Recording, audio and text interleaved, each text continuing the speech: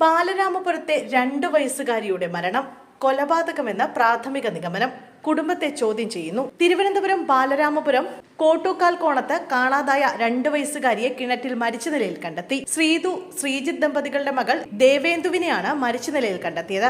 കുട്ടിയെ കൊലപ്പെടുത്തിയത് തന്നെയെന്ന് പോലീസ് പറഞ്ഞു. കൊലപാതകമെന്നാണ് പ്രാഥമിക നിഗമനം. കുട്ടിയുടെ അമ്മ, അച്ഛൻ, അമ്മയുടെ സഹോദരൻ, അമ്മയുടെ അമ്മ എന്നിവരെ കസ്റ്റഡിയിലെടുത്തു. ഇവരെ വിശദമായി ചോദ്യം ചെയ്യുകയാണ്. കുട്ടിയുടെ അമ്മയുടെ മൊഴികളിൽ വൈരുദ്ധ്യമുണ്ട്. പുലർച്ചെ എഴുന്നേറ്റ വീട്ടുജോലിക്കായി മാറുമ്പോൾ കുഞ്ഞ് ഉണർന്നിരിക്കുകയായിരുന്നു എന്നാണ് അമ്മ പ്രാഥമികമായി നൽകിയ മൊഴി. ആദ്യം കുട്ടിയുടെ അമ്മ പോലീസിനോട് പറഞ്ഞത് തന്നോടൊപ്പം ഉറങ്ങാൻ കിടന്നു എന്നായിരുന്നു. പിന്നീട് സഹോദരനൊപ്പമാണ് കിടന്നതെന്ന് തിരുത്തി. സഹോദരന്റെ മുറിയിൽ പുലർച്ചെ തീപിടുത്തമുണ്ടായി. പുലർച്ചെ 5:30 കുട്ടി കരഞ്ഞതായും അമ്മ പോലീസിനോട് പറഞ്ഞിരുന്നു. ഇന്ന് രാവിലെയാണ് കുട്ടിയെ കാണാനില്ലെന്ന പരാതി പോലീസിൽ ലഭിക്കുന്നത്. തുടർന്ന് പോലീസ് സ്ഥലത്തെത്തിയിരുന്നു. വീടിന് പിൻഭാഗത്ത് ഒരു കിണറുണ്ടായിരുന്നു. കുട്ടി അവിടെ വീണുപോയോ എന്നുള്ള സംശയം ഉയർന്നതിനെ തുടർന്ന് ഫയർഫോഴ്സ് സംഘത്തെ വിളിച്ചു വരുത്തി നടത്തിയ പരിശോധനയിലാണ് മൃതദേഹം കണ്ടെത്തിയത്.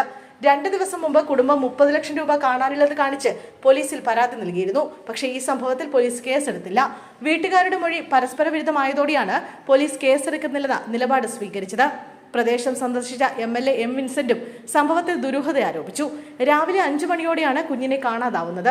സമാനമായ സമയത്ത് വീട്ടിൽ സഹോദരങ്ങളുടെ മുറിയിൽ തീപിടുത്തമുണ്ടായിരുന്നു. താൻ വീട്ടിലെത്തുന്ന സമയത്ത് മണ്ണെണ്ണയുടെ മണം ഉണ്ടായിരുന്നുവെന്നും M. വിൻസെന്റ് MLA പറഞ്ഞു. കുഞ്ഞ് ഒറ്റയ്ക്ക് പോയി കിണറ്റിൽ വീഴില്ലെന്ന് ഉറപ്പാണ്. ഒരിക്കലും ഒറ്റയ്ക്ക് പോകില്ല. അത് വിശ്വസനീയമല്ല. ആൾമറയുള്ള കിണറാണെന്നും MLA സൂചിപ്പിച്ചു.